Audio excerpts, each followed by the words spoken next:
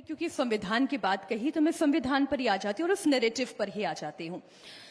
राहुल गांधी लगातार पूरे लोकसभा चुनाव में संविधान बचाने की बात कहते रहे और वो नैरेटिव चला। कांग्रेस पार्टी की स्थिति आज महाराष्ट्र में लोकसभा चुनाव में क्या है ये आप बेहतर जानते हैं। अब वो फिर से कह रहे हैं संविधान बचाओ, वो ये कह रहे हैं कि हम आरक्षण की बात करते हैं, हम आरक्षण के हिमायती हैं, वो दलितों की बात करते हैं। ये नैरेटिव अगर चल पड़ा तो देखिए, ये जो फेक नैरेटिव था लोकसभा के समय में, हरियाणा, मैं इस बात को मानता हूं कि उन्होंने काफी सफलता से इस फेक नैरेटिव को लोकसभा के दौरान चलाया था। लेकिन हरियाणा के चुनाव में ये फेक नैरेटिव को डिबंक किया गया था, बस्ट किया गया। हरियाणा में भी वो फेक नैरेटिव चलाने की ऑपोजिशन ने कोशिश की, लेकिन मैं महायुति, भाजपा, एनडीए के नेताओं को बहुत बहुत बधाई देता हूं कि उन्होंने इस फेक नैरेटिव को डिबंक किया। लेकिन राजनीति से दूर हटकर आज मैं आपको पूछना चाहता हूं, यहां उपस्थित नौजवान पीढ़ी से पूछना चाहूंगा कि आज यदि दुनिया का सबसे बड़ा लोकतंत्र का प्रधानमंत्री एक साधारण कॉमन सामान्य चाय वाला था, इसका साफ मतलब है कि भारत का संविधान मजबूत है। इसका साफ मतलब है कि भारत में लोकतंत्र मजबूत है। यदि आज देश का दूसरा सबसे बड़ा राज्य का मुख्यमंत्री एक सिंपल ऑटो रिक्शा ड्राइवर हुआ करते थे और आज देश का दूसरा सबसे बड़ा राज्य का मुख्यमंत्री है, इसका साफ मतलब है कि भारत में लोकतंत्र और भारत का संविधान मजबूत है। तो अल्टीमेटली जनता को तय करना होगा। और मैं मानता हूं कि जिस प्रकार से मोदी जी, शिंदे साहब नेतृत्व महाराष्ट्र में और केंद्र में दे रहे हैं, people are impressed with that narrative.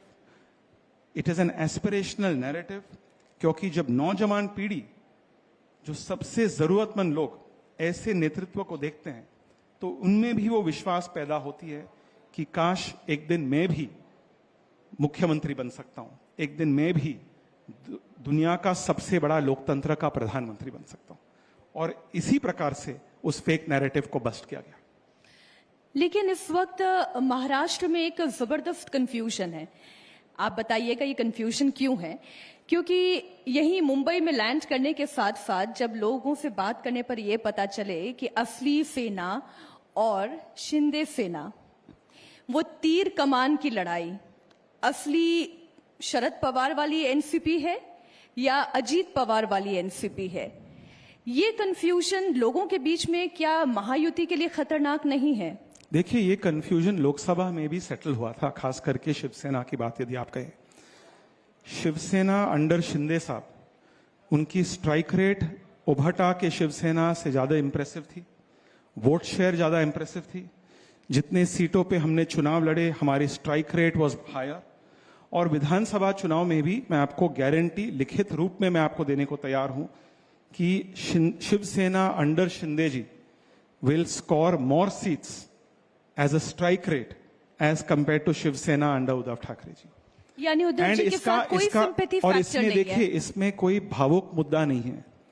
ये केवल और केवल विकास, डेवलपमेंट, प्रगति पर आधारित है।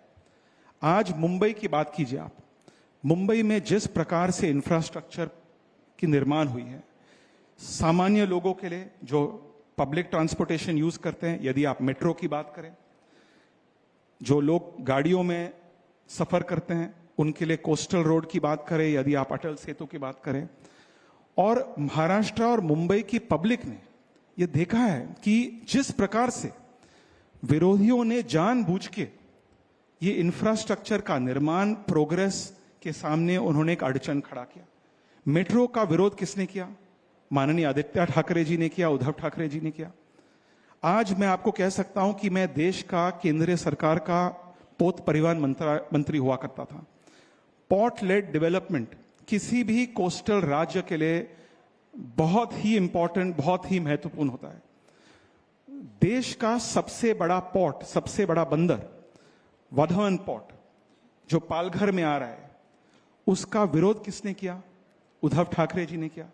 आज पोर्ट का निर्माण, भूमि पूजन हो चुका है। दुनिया का सबसे बड़ा न्यूक्लियर पावर प्रोजेक्ट, जिससे देश के जनता को कम दाम में सस्ता बिजली मिलेगी, क्लीन एनर्जी, न्यूक्लियर एनर्जी, उसका विरोध किसने किया? उद्धव ठाकरे जी ने किया। तो यदि आप प्रोजेक्ट्स का विरोध करते रहोगे तो आप लोगों को रोजगार कैसे दोगे? और ये अफसोस की बात है क्योंकि महाराष्ट्र का जो छवि है, जो इमेज है, महाराष्ट्र देश का इंडस्ट्रियल इंजन है। महाराष्ट्र सबसे इंडस्ट्रियलाइज स्टेट है इस देश में। अनफॉर्चुनेटली 2019 से लेकर 2022 तक, जबकि Maharashtra always enjoyed the position of attracting number 1 FDI in the country, Maharashtra का पोजीशन नंबर 2 पे चला गया। 2022 से और एक बार महाराष्ट्र नंबर 1 पोजीशन पे आ गई इन अट्रैक्टिंग एफडीआई। इनफैक्ट जो फॉरेन डायरेक्ट इन्वेस्टमेंट भारत में आई है, लास्ट ईयर उसका 52% फॉरेन डायरेक्ट इन्वेस्टमेंट महाराष्ट्र में है। मैं और एक उदाहरण आपको दे सकता हूं।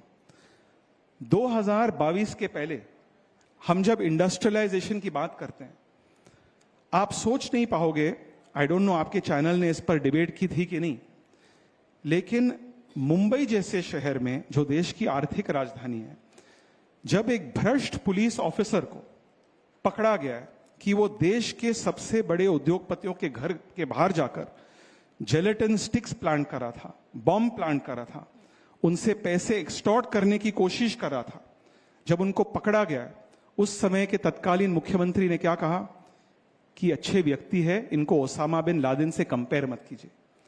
मैं ट्रेडर कम्युनिटी को अच्छी तरह से जानता हूं, कुछ लोग यहां आज आपके ऑडियंस में भी बैठे हुए हैं।